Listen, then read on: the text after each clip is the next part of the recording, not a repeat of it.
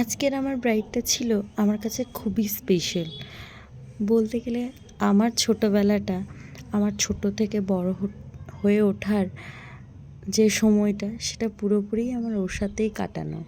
ওর বিয়ের যখন কথাবার্তা চলছিল, ও আমাকে তখন থেকেই বুক করে রেখেছিল।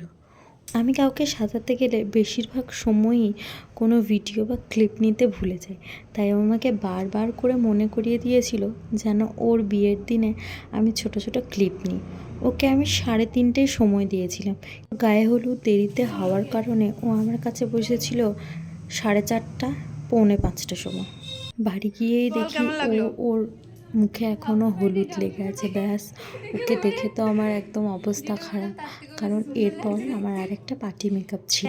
ও কেমন কি লুক চাই এটা আমি আগে থেকেই জানতাম, তাই আমি ওকে তাড়াতাড়ি সাজাতে শুরু করি।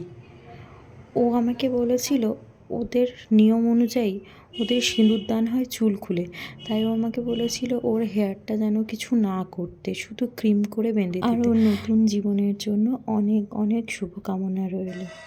আর আমি তাড়াহুড়ো করে বাড়ি চলে আসি। এরপর আমার আর কোনো ভিডিও বা ক্লিপ নেওয়া হয়নি।